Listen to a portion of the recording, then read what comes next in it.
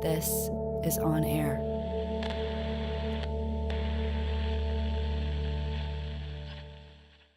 Please put your hands together for my guests, Akil and Jamila. Thank you for joining us, Akil, Jamila.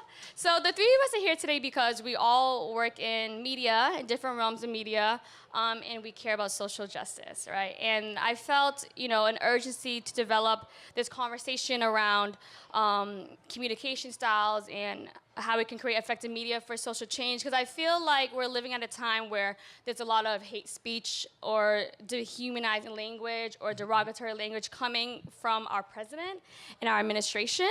And I'm not sure if it's really effective or it just seems effective because of who is controlling the media, right? So before we dive into all the nuances of it, I just want to start off the conversation with hearing from you all, like as a filmmaker and artist and storyteller, as a digital strategist, why do you do the work that you do? I'll let Jamila actually start with this because I was really inspired by her approach. So. I mean, I do what I do in terms of the internet because, truthfully, I fell into the work that I do. I thought I was going to be working in international development and community development, and I ended up always being the youngest person in the room. And they were like, "Hey, you know how to do that Twitter, Facebook thing, right?" So that became a thing. But I found that I really fell in love with it because as somebody who's a first-generation American, as somebody whose family comes from Panama, I come from a community that's like a community within a community that's very hidden, and our voices and our stories are not told. So what I found is that through storytelling, we can actually connect and tell full stories about the African diaspora. So I started consulting and doing that, very much so as a passion project. The other thing, though, the internet is just an incredible space that not only connects us to one another so that we're having conversations in real time, but we're also sharing and amplifying our stories. We don't have to wait for media to do that. And for me, I think that push that we've seen from people on the internet has actually encouraged Hollywood to give us a Get Out, to give us a Black Panther, because we've shown that we're so hungry to see ourselves in media that we just started doing it for ourselves. Right. So that's why I do what I do. Oh yeah, absolutely. For myself, I was really interested in filmmaking because it was a way of communicating in ways that you can do kind of representative stories that is universal.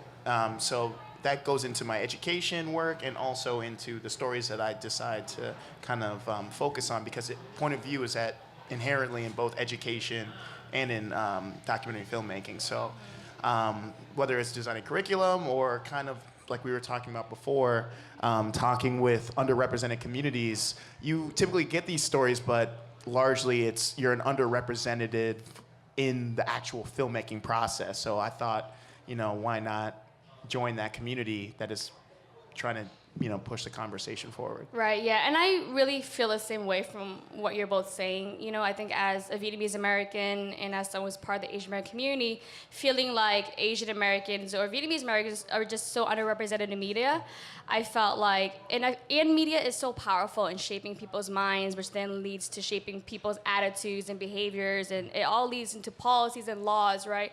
And so for me, I really found my path and my passion in media because I felt like if we're being underrepresented and nobody's creating this content, like why not, be the change we want to see, right?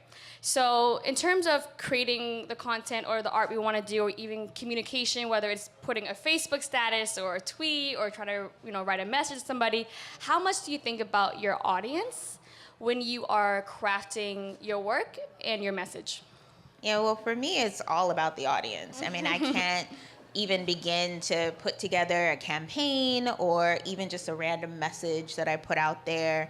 Well, not random, they're all targeted, but you do have to really be thinking through that. And particularly, the work that I do at the Opportunity Agenda, we're really talking to the middle a lot. So we're trying to get those folks that kind of flip-flop during elections, that folks who haven't made up their minds on a particular issue. So you're really appealing to people's best selves, and you're looking at what do they care about, what drives them. And when I'm thinking, particularly with social media, the things that have taken off, like Black Lives Matter. You know, it's more than a hashtag. It's an identity. It's a movement. You know, there was a school in Vermont for Black History Month that like raised a flag for Black Lives Matter. It's the first time this has happened. Wow. Yeah, I mean, it's like, you know, the internet has such power to bring those issues to the forefront. And now we're with Me Too. You know, it's really about those emotional components. And that is for better or worse on the internet, because trolls are a very real thing, right? Yeah. But that's it. Like, I'm always looking to, like, what's that kind of emotional through line, and what's that chord that's going to unite people around a subject matter and hopefully open their minds to get some education around it as well. I would love to hear more about this middle audience, because I feel like I don't consider the middle audience very much in my work. Akil, I don't know about you if you're thinking about the middle. I think I hope that I can reach them, but sometimes for me as an artist creator, I'm thinking a little bit more about what my intention is and what I want to get out there. And I want to think more about the middle, right? Because I want my work to reach as many people as possible, not just an Asian American community and not just people who are like-minded, right? So since you have experience with the middle, can you tell us, like, from your experience, what are some tactics or tools that you feel like are effective in reaching the middle, or more so just an audience that may not agree with you? Yeah, I mean, well, it's twofold, right? So in my own kind of work in artistry, I'm very much so talking to folks who I see myself represented in, right? So but for my day job, I have to message to these folks who tend to be undecided on things. And really the approach that the Opportunity Agenda uses is values.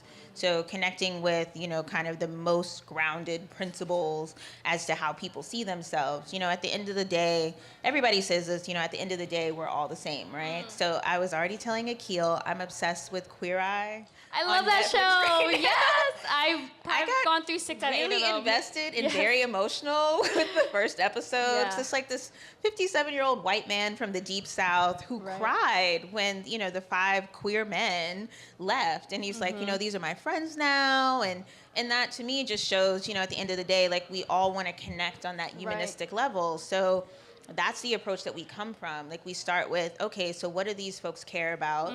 You know, what is the entry point into the issue area? And then we start talking about, so this is how we're falling short of this thing that you care about. Like, this is why you should care about, you know, trans kids. This is why you should care about school to pipeline issues, you know, and this is what we can do about it. And here's how you can act. So particularly working in social justice, we're always trying to drive them to do a thing, right? So there has to be an action attached to every single thing that we do, but we walk them through kind of holding people's hands through a process of like, you care about this thing. Let's show you how much you care about this thing. Oh, did you not know about that? Oh, guess what? Here's what you can do about it. Take action now. So yeah, I mean, that's just my day-to-day of what I do, particularly right now around major issues such as immigration is big, criminal justice reform, the economy. You know, so we're hearing a lot from the administration about, and misinformation about the economy from the administration. Yeah, misinformation. Yeah. And racial justice is, you know, a through line in human rights of a lot of what we do. So that's essentially what we, you know, I shape every single day to talk about. It sounds like the way you're describing reaching an audience in terms of thinking about what they care about is very strategic. Yes. Would you say it's strategic and or manipulative? I would prefer strategic. I definitely last summer had a conversation with somebody, my coworker and I randomly met, and he was like, oh, so you guys do mind control? We were like, well, okay. Well, we didn't think about it that way. But, you know, really what's interesting about the internet is it's just brain science. Like, my job is to find out every day how people consume information, what they do with that information, where people live on the internet, and how to message to them on those platforms. So like folks who are more Instagram people or Snapchat people communicate very differently than people do on Twitter and Facebook. So I'm constantly just trying to figure out what people's habits and patterns are, and then using that to speak to them really on their level and in a way that's gonna connect with them. Right. Yeah, that's amazing. Thank you for sharing, Jamila. And Akil, how about you? In terms of when you're creating film or content or your work, how much do you consider your audience when you're crafting this? I'm about to say, it's fascinating listening to Jamila talk, because social media is like almost like it's not a newer medium because it's been around for a while, but it's such an influential medium that I'm trying to learn as much as I can, because in terms of making a film, you have to use that to be able to reach audiences outside of whether it's festivals or a corporation like Vice. So previously, you know, my first film was about the school to prison pipeline. So my focus was on 13 and 12-year-olds, where typically that's the most at risk for dropping out, is the transition from middle school to high school. So that was like my first vantage point in just trying to focus on someone who's going to be viewing the content that you're providing. But in terms of moving on in my career, festivals were actually the ones that kind of fund or can get you to that next notch in your career in terms of being able to make the next film. So not just like a middle school, but someone that, whether it gets into Netflix or elsewhere, that's going to be part of your branding and focus for making it. But I felt like that was kind of problematic because you're really trying to make that for people who aren't directly impacted by the documentary that you're making in terms of social justice. Right. And in working at Vice or like at a larger corporation, they're trying to get, you know, ad revenue and sales. That's the bottom line. So it kind of, depending on where your target or what your community is, you kind of have to leverage all of these different tools to reach that audience. So I mean, long story short, especially if you're doing a story around social justice, I feel like you have to do justice to the people that you're actually working towards, first and foremost. Speak to that for a Yes, second? please, tell Like, the nonprofit industrial complex is a very real thing. It is, yeah. And it's hard because you really do want to speak to people who are personally affected by the issue. Right. You know, a lot of what we work on and do, and even with artists and cultural influencers, is a big part of the work that I do, is like centering communities and making sure their voices are heard and amplified in their own voices. But grant funding is a very real thing. And finding that balance of how to talk to and address all of those different audiences, like there's a real skill around that. And, you know, for us, like the approach is coming with that values-based perspective, because that tends to cut across quite a few audiences.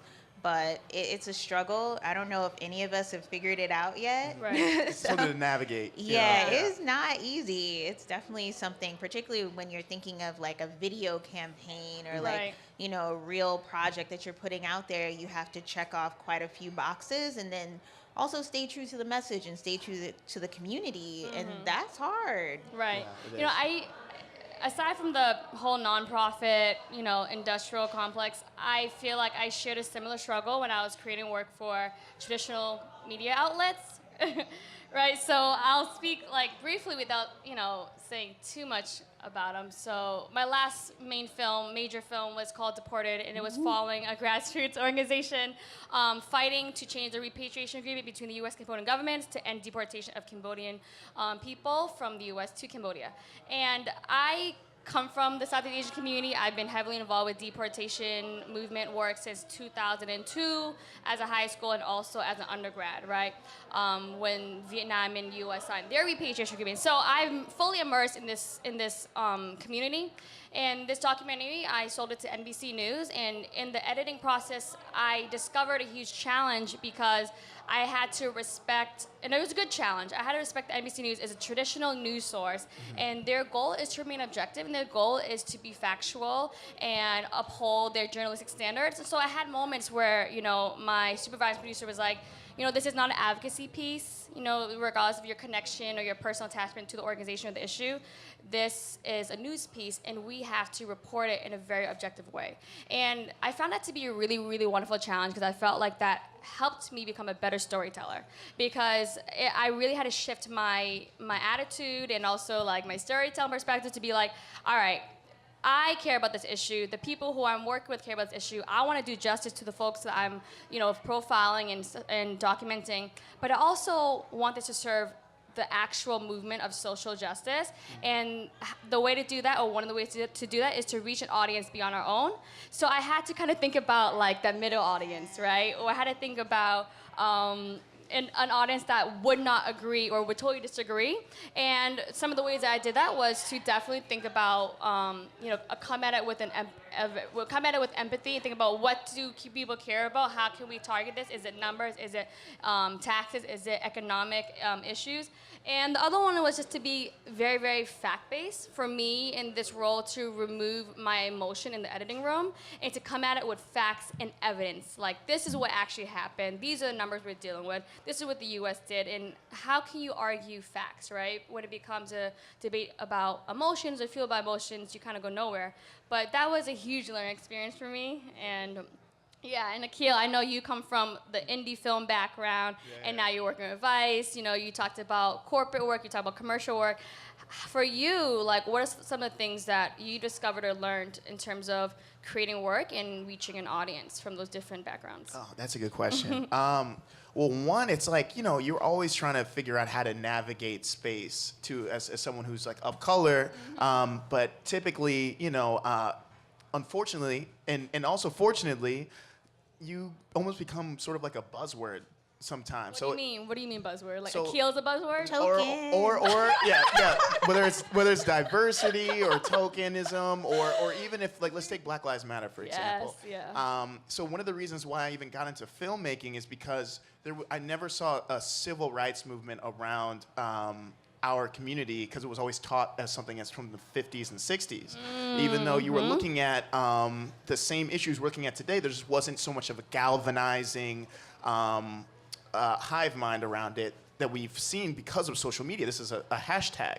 So we're seeing that social media can actually have such a larger impact than what we see on, let's say, Fox or NBC, or what we've seen before as like our larger media consumption tools. Now we can be able to mobilize from ground zero, literally from Ferguson, and have someone who, or let's take Eric Garner, for example, somebody who can film it on their phones and have an unfiltered perspective as to what it's like on the ground.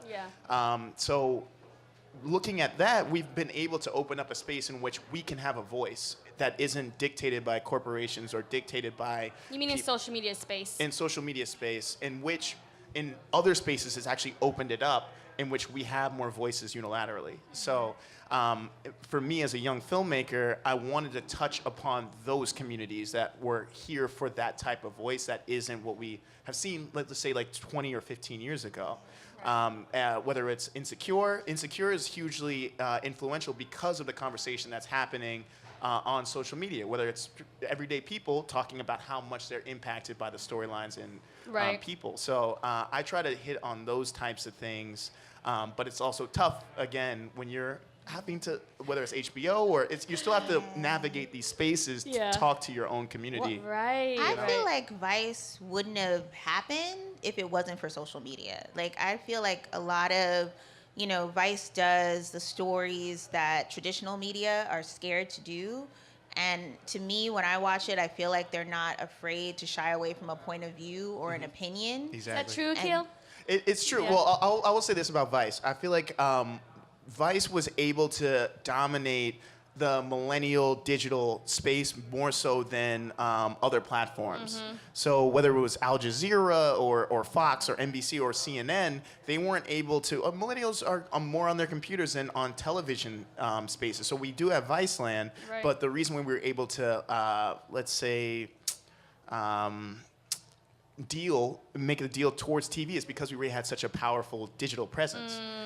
So that's why I'm a digital producer. So all my documentaries go online. It gets shared. It's viewed. You can get ad revenue off of that. And it's all because of youth viewership. So that is kind of what's special about Vice, is that they know that being authentic to that generation is what is valuable about bringing someone like me up on board. Yeah. So. I cut you off, Jamila. I'm sorry. Continue. No. Confirm that theory. I was so lost in what Akil was saying. I was like, what else did I want to say? But no, I actually think, too, because you alluded to this a little bit. So when we talk about that middle audience, so a lot of times that middle audience are not young people, you know, millennials and Gen Z tend to be very kind of social justice minded and oriented already. That's kind of like in our DNA. But like things that are really effective and things that actually move our society in a big direction are having shows like Will and Grace. It did so much for marriage equality and acceptance of LGBT plus communities. And I think we ignore that a lot. I know for me, like the show came on when I was, you know, fairly young and I really enjoyed it. but there's totally people who had never, at least to their knowledge, had interacted with queer folks. Yeah. And it created this kind of acceptance because television, you create a bond with people when they're like in your home every week. So one thing I heard years ago, what's his name? I forget his actual name, but the guy who plays Jack, right? Like the really flamboyant character. He said he got this piece of fan mail where the person was like, I think your show is despicable. I think that, I'm against everything that you stand for. That being said, it's a fantastic show and I watch every week and I really love it. Wow. So, Yeah. So what does yeah, that I mean? mean, it's that thing of like, that actually starts to, because you're actually just seeing people as people. Like, I think that's what's so important about, like a Fresh Off the Boat and a Master of None, asterisks with all the conversation that's going on right We can there. get into that. We can get into that. But I think that's it, right? Like when you because a lot of it, what separates us, I find, is that we dehumanize and other people, and so we don't realize that like people are people. People who are different than us are just like people who do the same things that we do every day. So, having stories about families of color and queer folks and trans folks who are just like, oh, I had a really, hard test. It's like, oh yeah, I remember when I had a hard exam too, Like that actually does so much to just like start the conversation from a different point. Yeah, like just normalizing people's experiences Right. rather than marginalizing everyone's experience as But really then that's extreme. also, it's for me as a person of color, I find it a lot of times to be infuriating that I have to like make myself palpable, right? Or it's like, why do I have to perform my humanity for another person? Right. So like that's a hard thing too, but recognizing that the more that we have these stories, the more that people are like, oh, okay, like they relate to it. Like the Master of None Thanksgiving episode was just like brilliant on so many levels because it's a constant, like at the end of the day, it's really about, a person bringing their partners to Thanksgiving dinner. Like everybody can relate to that regardless of whatever gender your partner is, you know? So it's just a wonderful story about family and acceptance and love. And that makes a huge difference in terms of how we see each other. I just want to build off of the point you were just making about being frustrated, about feeling this pressure to make our experiences a little bit more receivable. Yes, deep. But then it's like, okay, so how much are we considering the audience? Because we want to reach that middle. We want to reach people who may not be ready. And then where do we find the balance between considering the audience, but then not compromising our own comfort or our own authenticity? You know what I mean? Yeah, I mean, I feel like that's a better question probably for Akil. Akil, what do you think, Akil? Okay, and I have another question for you too before I forget. It's about tokenism, but we'll get back to that. What do you think about that whole concept of that balance, between compromising and considering the audience? Man, so we were actually talking before we hopped on air. This is an extreme example, but I just did a piece about plantations in the South. Yes. Modern plantations. Really good, by the way. Everyone should watch it. It's on YouTube. Yeah, but I'm from Atlanta, Georgia, but we were not too far from where Emmett Till was found in Mississippi. And you go to these rural areas in 2018, and you see that, of course, these are underrepresented communities on both sides, right? In which we can see even our new administration, where people are still very much racially charged on both sides, but there's still black people living on plantations. So I visited a black man who's maybe 5 generations still on that plantation, and went to talk to the other 5 generation of the white man who owns the plantation. So we were talking, and I went into his house. I interviewed both of them. But when I was interviewing the white man, of course, I had to come to make him feel comfortable. I noticed that, and we were just talking about this off air, and I said to Akil, I was like, Akil, you were way too nice to him. You were really easygoing. Yeah. But tell us about that. So did you feel uncomfortable trying to make him feel comfortable? Well, the funny thing is, I feel like I was honestly and sadly more equipped than a white person could to be able to navigate both spaces. And that's why, and also being Southern, I was able to understand, like, this man, the fact that he knows I'm black, he's gonna sign this release, he's gonna have to answer to the fact that there's cotton and Confederate currency and history all over this house, and that we both share this history. Can we have a conversation? Whether it was with Donald, who is still living on this land and sees him as a brother, and Karsten, who owns the plantation and is trying to figure out, like, all right, what are these what are these guys up to coming here with cameras, right? So I felt like whether it's tokenizing, there's still advantages that we have that I feel like we aren't often given the opportunity to show. So that it's like kind of a double-edged sword. Like on one hand, do I need to dig deep into such historic trauma to be able to humanize whether it's the story of Donald, or to be able to show kind of the myopic view that the plantation owner has in terms of his own history and his own prosperity as a landowner. Right. You know, so. And what was your kind of, I don't know, resolution to that question for yourself? That I have a responsibility, like you were saying, to be objective and have people speak for themselves and not for me to speak for them. Just to ask like the proper questions for viewers to be able to have that perspective. Right, you're right. So yeah, so I like so that's a good answer. Yeah, so anyway, so there's this picture, right? There's this picture in this man's house from generations back. So this going 3 generations back to his great grandfather. Landowner's house. The white landowner's house, but honestly, it's just as much as Donald's house as it is. Donald is the descendant of a slave, like in terms of the land and their history. They share that land and the history, just different power dynamics. So in the picture, there is Donald's great-grandfather, and then there is Karsten's great-grandfather. And in the back, they're holding dogs, and Donald's great-grandfather's on his knees holding 2 dogs, and his, and yeah, it's a lot. But basically, I'm asking him, so who are these men, and can you tell me how much, like who they were and what they were doing? And I didn't want to be straight out, be like, yo, so is Donald's great-grandfather is a slave? You know, like, what's going on? We know what's going on. But it was a tough thing to navigate because he also didn't want to be on camera saying, like, of course, and at 2018, Donald's not paying for rent on this land. He's still working for Karsten, but not really being like, of course, he has no real economic mobility, you know? So these are the type of things where I feel like I have a vantage point to be able to have a conversation with both parties and have it still come across objectively. Right, yeah. But still holding a weight of somebody where there's no way Karsten can ever understand Donald's perspective, but I can, as a privileged filmmaker, understand the concepts of privilege in which I can share the story to millions of people. Yeah, and I apologize. I wasn't laughing. I'm only laughing because of a story which I'll share. I wasn't laughing about the photograph. It's the absurdity. I was laughing because in the film, which if you Google it, you'll find it, Akil was like, so who is Donald's great-grandfather? Was he like a helper? Like, an all-around and Carson's helper? like, oh, he did everything. So that's the thing. I was like, I wanted him. He is not the helper. What is the helper, right? Oh, he did everything. And he's like, and if anybody messed with him, just like they messed with Donald, I would kill them. That was his response. Right. So we go on, and I'm trying to, like, the purpose of character and narratives is for them to reveal themselves.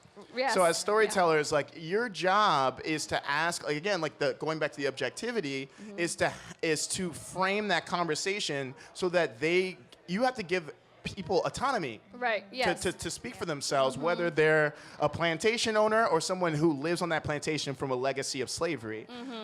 Donald didn't say anything debarging against Karsten, but just overall, as a viewer, we're on a plantation in Mississippi.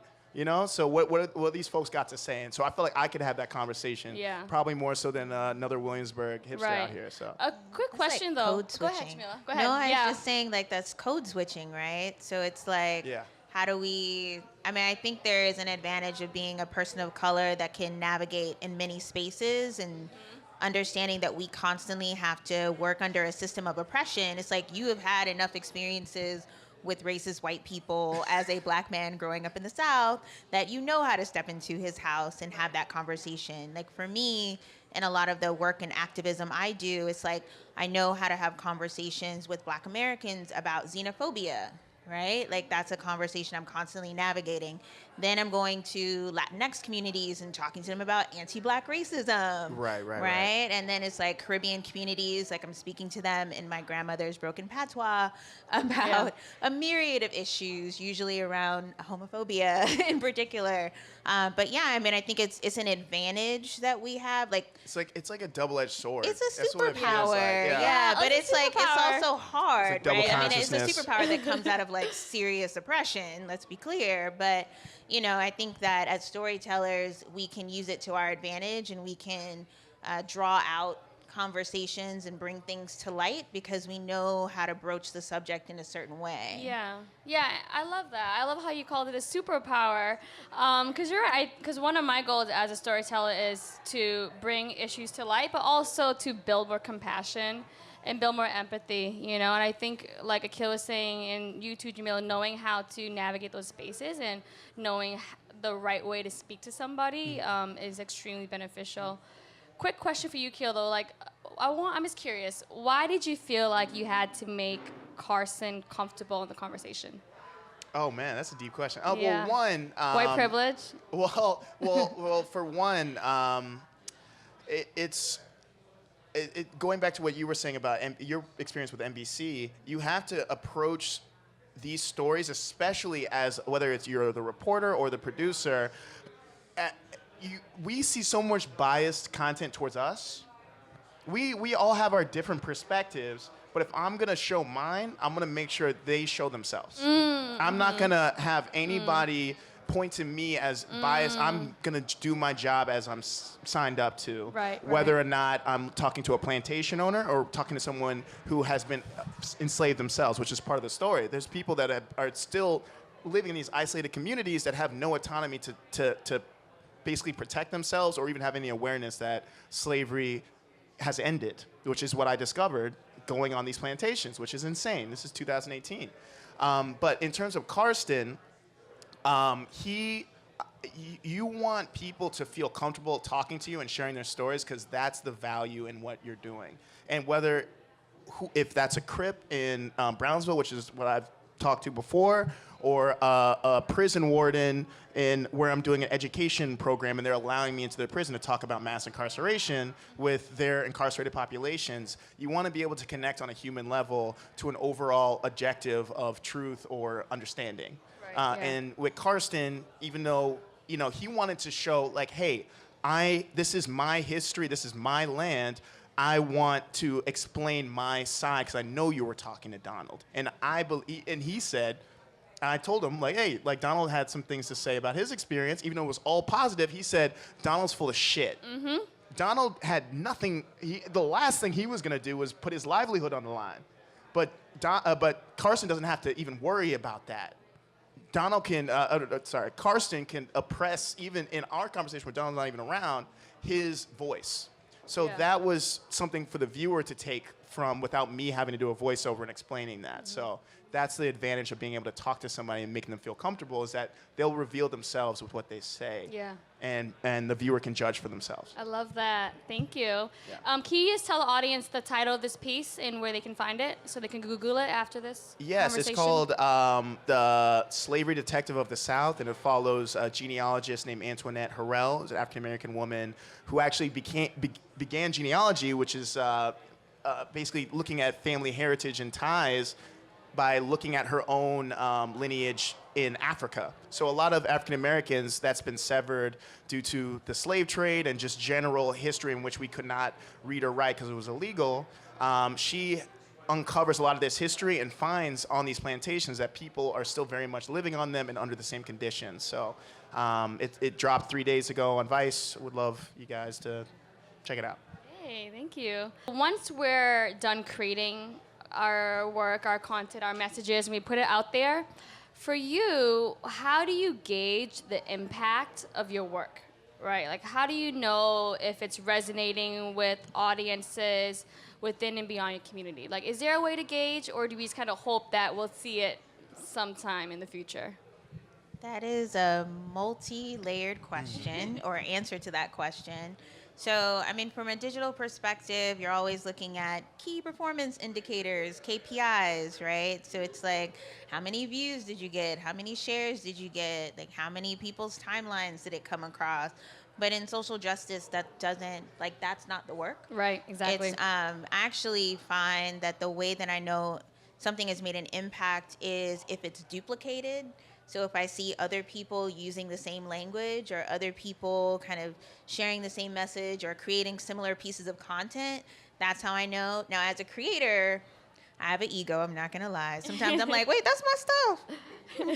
So, you know, sometimes I'm like, wait a minute. But then, like, you have to think about the greater good, and that's what you want. Like, you want people sharing that same narrative, sharing that same message, and getting that out into the zeitgeist and making it their own.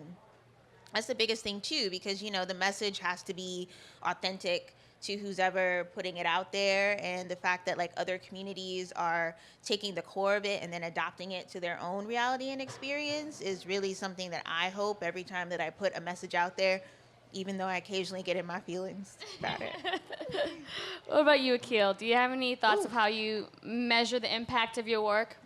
Yeah, I think that's a very nuanced question. I try to stay as conscious as I was when I worked in a middle school before I worked for Vice or like Sundance or anything like that, just to focus on what is the intention and what, especially when it has to do with social change. Like, a lot of the content I do isn't about social change, it's about the views, it's about the IKRs.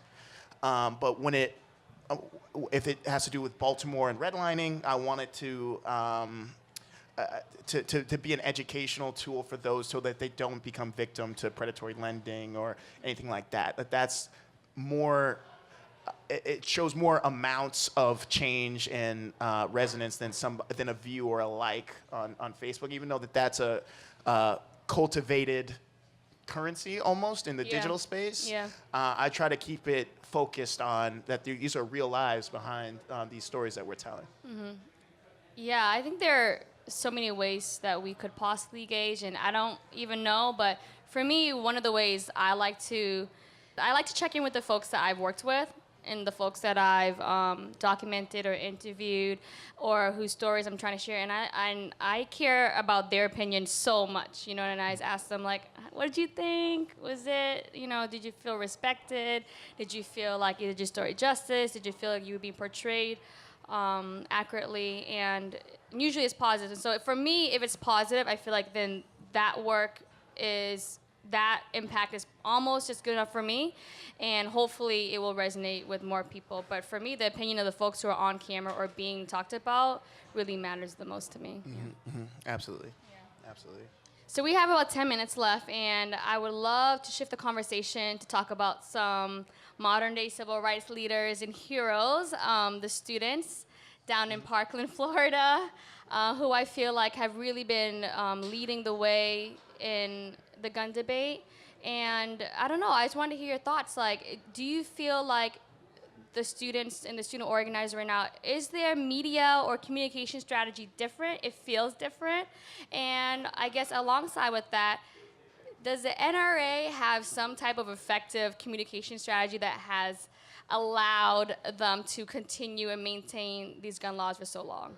Yeah, I mean, the NRA and Donald Trump himself as well have, the right is far more skilled at communications than progressives are. Yes, why is that? I mean, they are the masters of spin. They know how to pivot an issue. You know, for me, when I look at this, a lot of what's going on with the NRA is that they create slogans that are sticky. So the guns don't kill people, people kill people. That's the NRA. You know, and that, like, I think that was post-Columbine era. That was something that we heard a lot of. Now it's like, oh, there's a mental health issue. We need to start opening mental health clinics. It's like, right. Do we need to? I mean, yes, of course, people should have access to quality mental health care, and people should not have access to semi-automatic weapons. Yes, yeah. Okay. If you have mental health. Well, I mean, okay, I'll get it.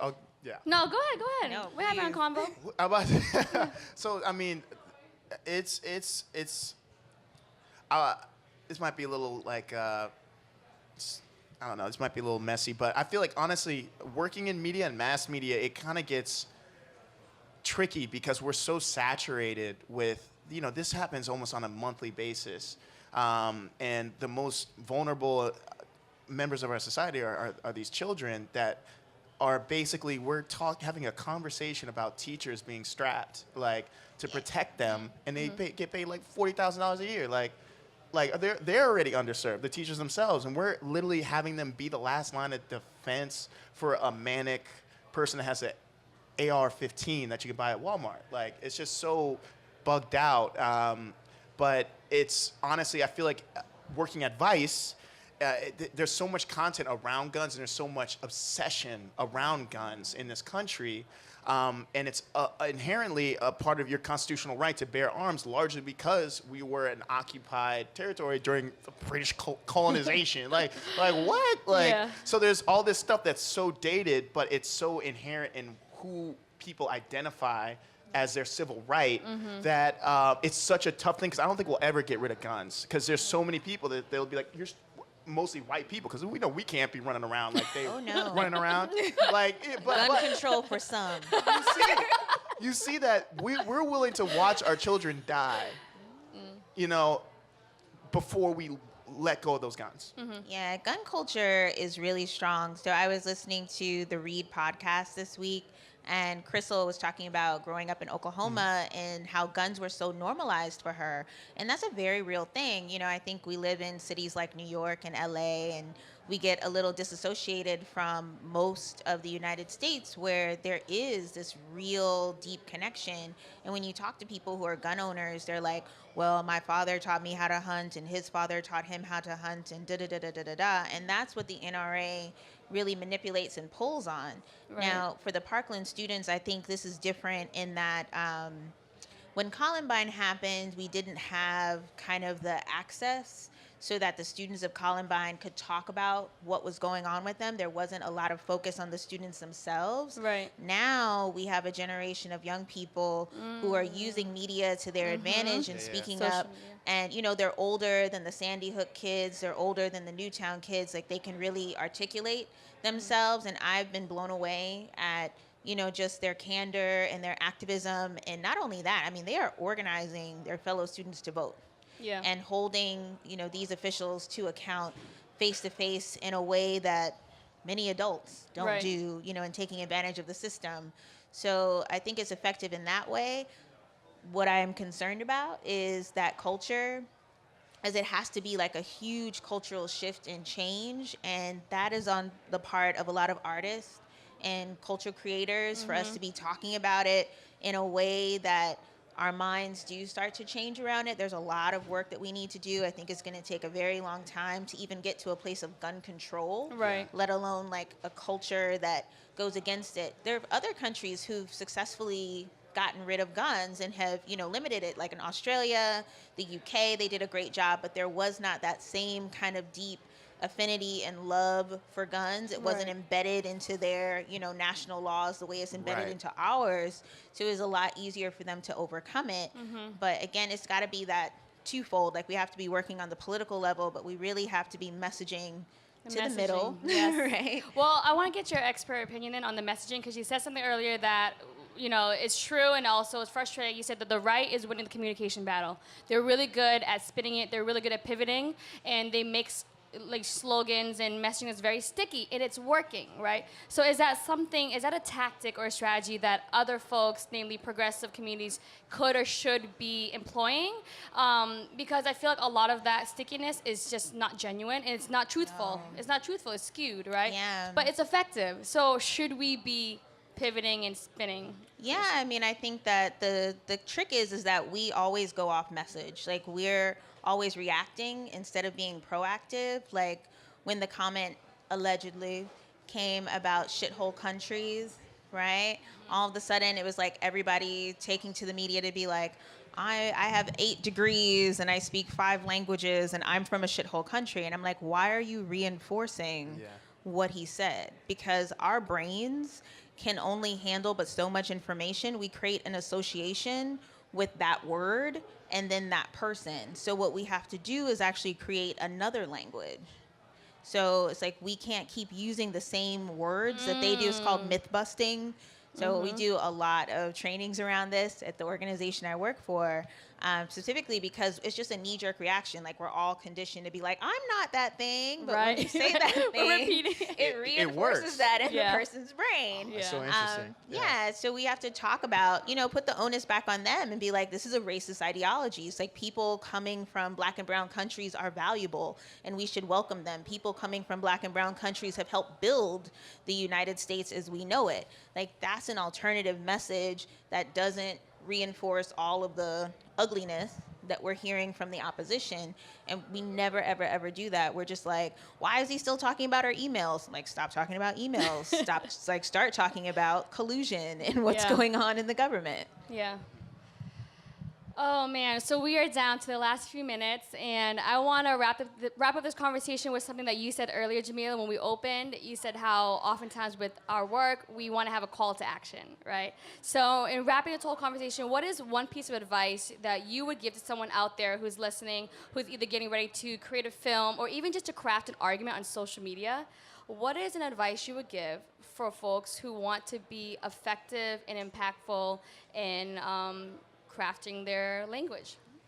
It's a good question. I think we get so focused on the online that we forget about the offline organizing, and building coalitions is the most important thing. So part of how Black Lives Matter got off the ground is that it was 3 people who co-created the hashtag together. Those 3 people were a part of different organizations and networks, and it just continued to grow and swell.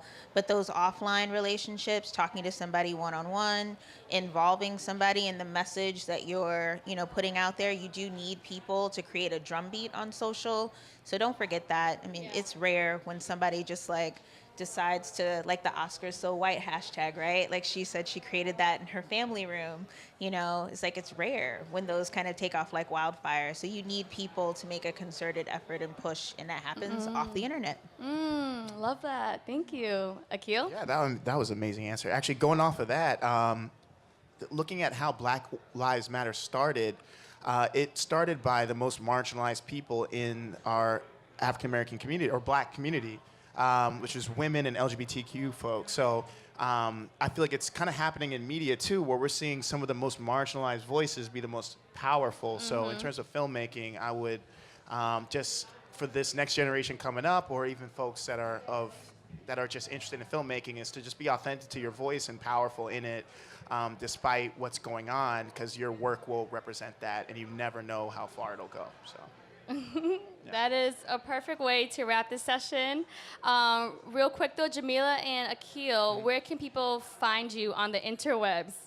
You can find me on Twitter. I am Ms. Jamila Aisha. So that's MSJAMILA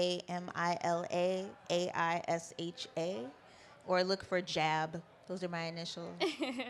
I'm on Twitter, Instagram as 1 ounce gold, spelt out 1 ounce gold. And my website is just Akil Gibbons. That's my name, and AkilGibbons.com. Simple. Yeah, that's where you can find me. Thank you so much for joining me. Thank you. I hope to continue this conversation offline in the real life all the time. So can we give it up? Everybody, thank you so much. Cool. I waited to get it.